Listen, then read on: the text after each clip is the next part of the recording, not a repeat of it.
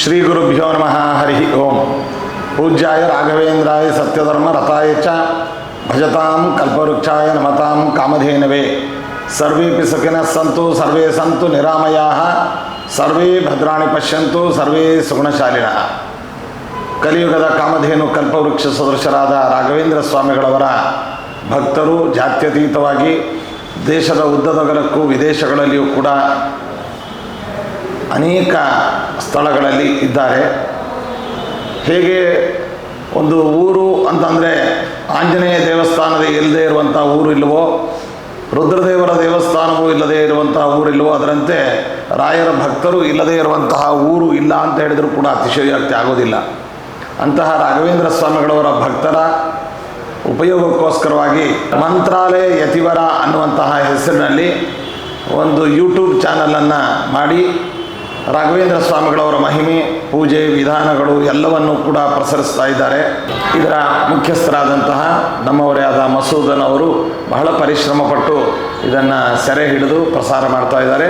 ಅವರಿಗೆ ನಾವು ತುಂಬು ಮನಸ್ಸಿನಿಂದ ಆಶೀರ್ವಾದವನ್ನು ಮಾಡ್ತಾ ಇದ್ದೇವೆ. ಎಲ್ಲರಿಗೂ ನಮಸ್ಕಾರ. ಮಂತ್ರಾಲಯ ಯತಿವರ ಯೂಟ್ಯೂಬ್ ಚಾನಲ್ಗೆ ನಿಮಗೆಲ್ಲ ಪ್ರೀತಿಯ ಸ್ವಾಗತ. ನಾನು ಆಯುರ್ವೇದ ಮತ್ತು ಸಸ್ಯೌಷಧ ತಜ್ಞ ಮಧುಸೂದನ್. ಇವತ್ತಿನ ವಿಡಿಯೋದಲ್ಲಿ ನಾನು ನಿಮಗೆ ಮಂತ್ರಾಲಯದಲ್ಲಿ ನಡೆದಂಥ ಒಂದು ಸತ್ಯ ಘಟನೆಯನ್ನು ಹೇಳ್ತೀನಿ. ಇದು ವಿಶೇಷವಾಗಿ ರಾಘವೇಂದ್ರ ಸ್ವಾಮಿಗಳ ಭಕ್ತರಿಗೆ.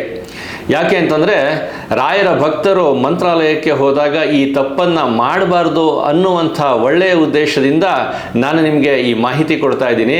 ಯಾರು ಮೊದಲನೇ ಸಲ ನನ್ನ ಚಾನಲ್ ನೋಡ್ತಾ ಇದ್ದೀರಾ, ಇವಾಗಲೇ ಸಬ್ಸ್ಕ್ರೈಬ್ ಮಾಡ್ಕೊಳ್ಳಿ.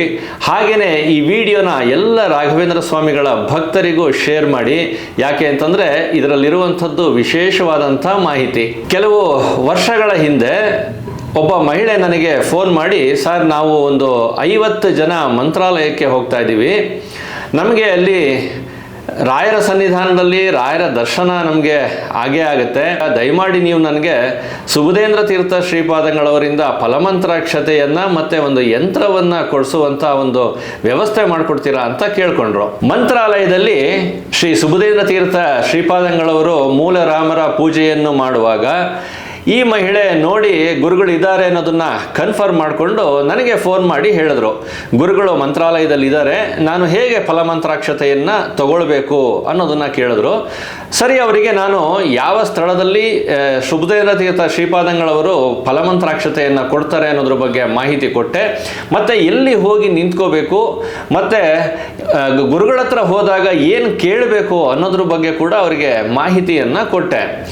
ಇವರು ಏನು ಮಾಡಿದ್ದಾರೆ, ಇವ್ರ ಜೊತೆಗೆ ಬಂದಂಥ ಒಂದು 40-50 ಜನ ಒಂದು ಗುಂಪು ಇವರೇನು ಹೋಗಿದ್ರು, ಅವ್ರು ಎಲ್ಲರಿಗೂ ಹೇಳಿದ್ರಂತೆ, ಬನ್ನಿ ಗುರುಗಳಿದ್ದಾರೆ, ಫಲಮಂತ್ರಾಕ್ಷತೆಯನ್ನು ತೊಗೊಂಡು ಬರೋಣ, ಗುರುಗಳು ಸಿಗೋದೇ ಕಷ್ಟ, ನಾವು ಮಂತ್ರಾಲಯಕ್ಕೆ ಬಂದಾಗ ಇವತ್ತೇನೋ ನಮ್ಮ ಪುಣ್ಯ ಗುರುಗಳಿದ್ದಾರೆ, ನಾವು ಫಲಮಂತ್ರಾಕ್ಷತೆಯನ್ನು ತಗೊಂಡು ಅವ್ರ ಆಶೀರ್ವಾದ ತೊಗೊಂಬರೋಣ ಬನ್ನಿ ಅಂತ ಆ 40-50 ಜನದ ಎಲ್ಲ ಸದಸ್ಯರಿಗೂ ಹೇಳಿದ್ರಂತೆ. ಸರಿ, ಎಲ್ಲ ಸದಸ್ಯರು ಗುರುಗಳ ಹತ್ರ ಫಲಮಂತ್ರಾಕ್ಷತೆ ತಗೋಬೇಕು ಅಂತ ಹೊರಟ್ರೆ, ಅದರಲ್ಲಿ ಒಬ್ಬ ಮಹಿಳೆ ಮಾತ್ರ ಫಲಮಂತ್ರಾಕ್ಷತೆ ನನಗೇನು ಬೇಡ, ನೀವು ಹೋಗಿ ತೊಗೊಂಡು ಬನ್ನಿ, ನಾನು ಇಲ್ಲಿ ಕೂತ್ಕೊಂಡಿರ್ತೀನಿ, ನೀವು ಹೋಗಿ ತೊಗೊಂಡು ಬನ್ನಿ ಅಂತ ಹೇಳಿದ್ರಂತೆ.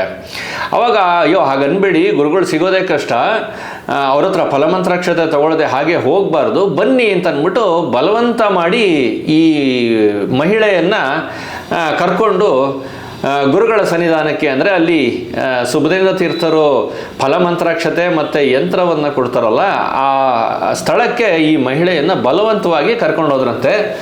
ಸರಿ, ಇವರು ಕರ್ಕೊಂಡೋದಂಥ 40 ಜನ ಸದಸ್ಯರೇನಿದ್ರು ಎಲ್ಲರಿಗೂ ಕೂಡ ಶ್ರೀ ಸುಬುಧೇಂದ್ರ ತೀರ್ಥರು ಆಶೀರ್ವಾದ ಮಾಡಿ ಅವರಿಗೆ ಫಲಮಂತ್ರಾಕ್ಷತೆ ಯಂತ್ರವನ್ನು ಕೊಟ್ಟರು.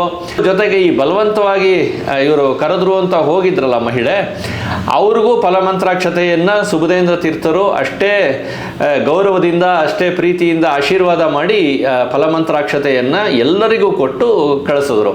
ಸರಿ, 3 ದಿನಗಳ ಕಾಲ ರಾಘವೇಂದ್ರ ಸ್ವಾಮಿಗಳ ಸೇವೆ ಮಾಡಿ ಸುಬುಧೇಂದ್ರ ತೀರ್ಥರಿಂದ ಫಲಮಂತ್ರಾಕ್ಷತೆಯನ್ನು ತಗೊಂಡು ಮಂತ್ರಾಲಯದಿಂದ ಟ್ರೈನ್ ಹತ್ತಿದ್ದಾರೆ.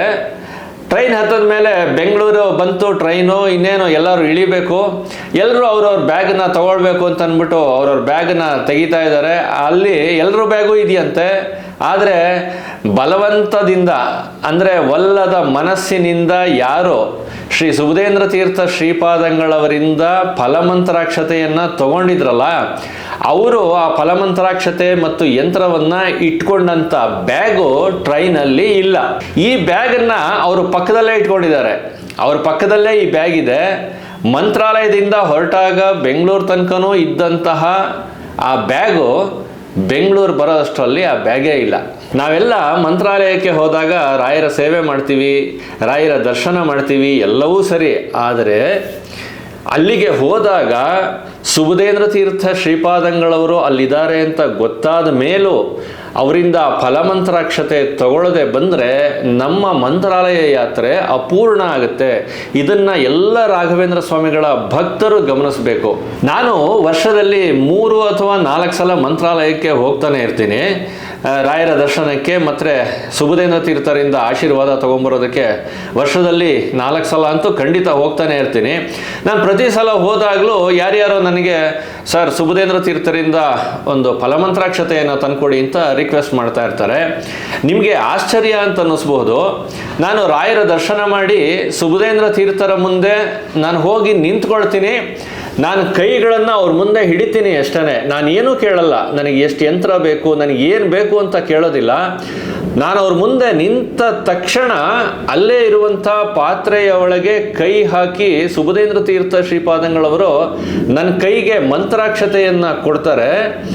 ಆ ಕೊಟ್ಟಂಥ ಸಂದರ್ಭದಲ್ಲಿ ನಾನು ನೋಡಿಕೊಂಡ್ರೆ ನನಗೆ ಎಷ್ಟು ಜನ ಯಂತ್ರ ಕೇಳಿರ್ತಾರೋ ಅಷ್ಟು ಯಂತ್ರ ನನ್ನ ಕೈಯಲ್ಲಿ ಬಂದಿರುತ್ತೆ.